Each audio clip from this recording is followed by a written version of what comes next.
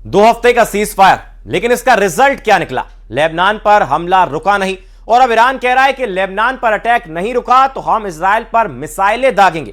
तो सवाल यहां यह उठ रहा है कि फिर डील किस बात को लेकर हुई? क्या पाकिस्तान ने इस पूरी डील में अमेरिका के मोहरे के तौर पर भूमिका निभाई? क्योंकि डील को लेकर जो कंफ्यूजन है वो 24 घंटे में उजागर हो गई। पाकिस्तान ने हड़बड़ी में और वाहवाही लूटने के लिए एक्सपोस्ट लिख डाला। ड्राफ्ट लिखे हुए एक्सपोस्ट पर सवाल भी उठे, लेकिन लगा कि डील हो गई है। लेकिन ईरान भी उधर अड़ा है, ट्रंप कुछ और कह रहे हैं और इजराइल का रुख लेबनान को लेकर सख्त बना हुआ है।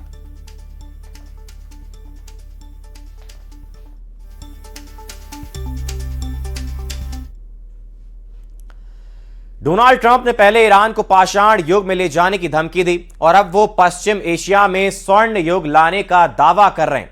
लेकिन इन सब के बीच जिन 10 शर्तों के आधार पर सीज फायर की बात हो रही है, उनमें कई पर अभी भी पैंच फंसा हुआ है। देखिए,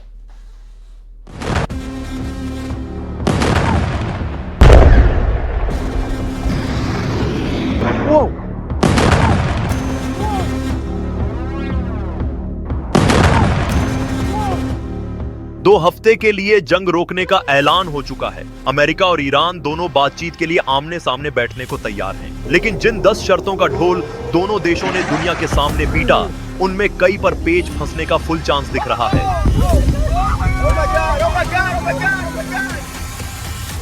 सबसे बड़ा मुद्दा है भरोसे की कमी, क्योंकि ईरान को डर है कि अमेरिका सीज फायर के बाद भी दबाव बनाए रखेगा, जबकि अमेरिका चाहता है कि ईरान पहले अपनी सैन्य गतिविधियों और क्षेत्रीय नेटवर्क को सीमित करे, जो थोड़ा मुश्किल लग रहा है। दूसरा बड़ा विवाद है स्ट्रेट ऑफ हॉर्मुज।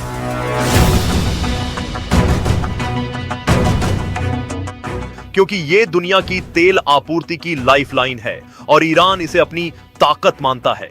हालांकि फिलहाल हॉर्मुज पर ईरान के कंट्रोल पर अमेरिका सहमत है, लेकिन वो कब तक इस बात पर टिका रहेगा, ये भी सवाल है। क्योंकि अगर अमेरिका और उसके सहयोगी इस रास्ते पर फ्री आवाज ही की गारंटी चाहते हैं और ईरान अपने प्रभाव को कम करने को तैयार नहीं होता, तो सीज फायर कमजोर हो सकता है।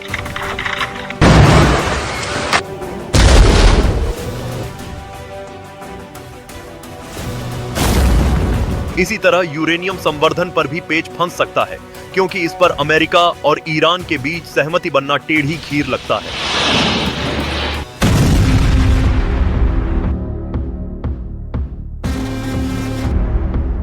पेट्रो युआन से ट्रेड जारी रखने का मुद्दा भी बड़ा है, क्योंकि ऐसा होने पर चीन की करेंसी अमेरिकी करेंसी पर भारी पड़ सकती है और अमेरिका का पलड़ा हल्का हो सकता है।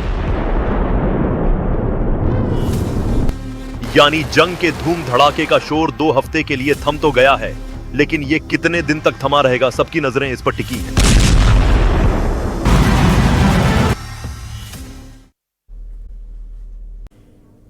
ईरान और अमेरिका के बीच भरोसे का संकट एक बार फिर से गहराता नजर आ रहा है। ईरानियन फॉरेन मिनिस्ट्री ने एक बड़ा आरोप लगाया कि अमेरिका ने अपने वादे तय समय से पहले ही तोड़ दिए।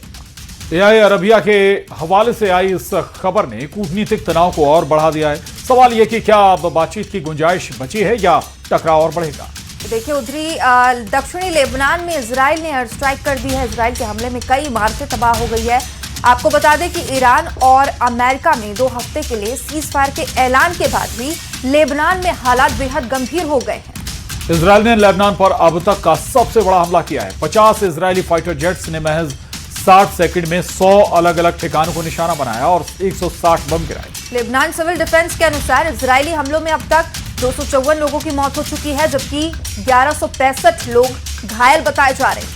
इस भीषण हमले में सैकड़ों इमारतें और गाड़ियां पूरी तरह तबाह हो गईं। इजरायली सेना ने दावा किया कि ये ऑपरेशन अब तक का सबसे बड़ा कोऑर्डिनेटेड स्ट्राइक है। आईडीएफ की ओर से जारी फुटेज में इजरायली वायुसेना के विमानों को उड़ान भरते हुए दिखाई दिया है और बेरूत एयरपोर्ट के पास और दक्षिणी उपनगरों के कई एयर स्ट्राइक के बाद भारी धुआं उठता दिखा है। तो बता दें, 2 हफ्ते का सीज फायर और लेकिन इसका रिजल्ट क्या निकला? लेबनान पर हमला रुका नहीं और अब ईरान कह रहा है कि लेबनान पर अटैक नहीं रुका तो हम इजराइल पर मिसाइलें दागेंगे। तो अब सवाल यहाँ ये उठ रहा है कि फिर डील किस बात की हुई है? क्या पाकिस्तान ने इस पूरी डील में अमेरिका के मोहरे के तौर पर भूमिका निभाई है? क्योंकि डील को लेकर जो कंफ्यूजन है वो 24 घंटे में उजागर हो गई। पाकिस्तान ने हड़बड़ी में और वाहवाही लूटने के लिए एक्स पोस्ट लिख डाला। ड्राफ्ट लिखे हुए एक्स पोस्ट पर सवाल भी उठे। लेकिन लगा कि डील हो गई है, लेकिन ईरान भी उधर अड़ा है। ट्रंप कुछ और कह रहे हैं। इजराइल का रुख लेबनान को लेकर सख्त बना हुआ है। सीज फायर की बात तो हो गई, लेकिन जमीन पर सीज फायर उतारना आसान नहीं है। मुश्किल कहां फंसने वाली है, उसकी एक रिपोर्ट भी आपको दिखाते हैं।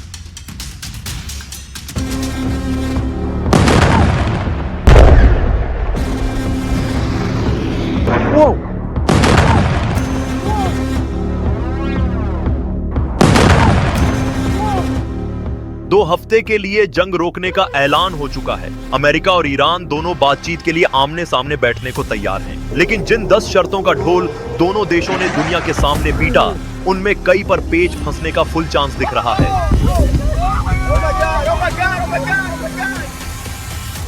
सबसे बड़ा मुद्दा है भरोसे की कमी, क्योंकि ईरान को डर है कि अमेरिका सीज फायर के बाद भी दबाव बनाए रखेगा, जबकि अमेरिका चाहता है कि ईरान पहले अपनी सैन्य गतिविधियों और क्षेत्रीय नेटवर्क को सीमित करे, जो थोड़ा मुश्किल लग रहा है।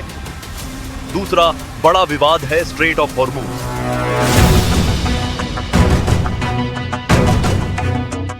क्योंकि ये दुनिया की तेल आपूर्ति की लाइफलाइन है और ईरान इसे अपनी ताकत मानता है। हालांकि फिलहाल हॉर्मुज पर ईरान के कंट्रोल पर अमेरिका सहमत है, लेकिन वो कब तक इस बात पर टिका रहेगा, ये भी सवाल है। क्योंकि अगर अमेरिका और उसके सहयोगी इस रास्ते पर फ्री आवाज ही की गारंटी चाहते हैं और ईरान अपने प्रभाव को कम करने को तैयार नहीं होता, तो सीज फायर कमजोर हो सकता है।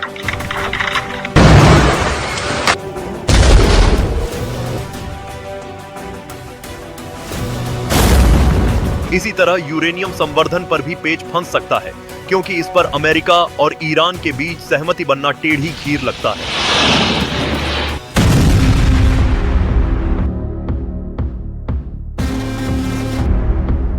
पेट्रो युआन से ट्रेड जारी रखने का मुद्दा भी बड़ा है, क्योंकि ऐसा होने पर चीन की करेंसी अमेरिकी करेंसी पर भारी पड़ सकती है और अमेरिका का पलड़ा हल्का हो सकता है। यानी जंग के धूम धड़ाके का शोर 2 हफ्ते के लिए थम तो गया है, लेकिन ये कितने दिन तक थमा रहेगा, सबकी नजरें इस पर टिकी हैं।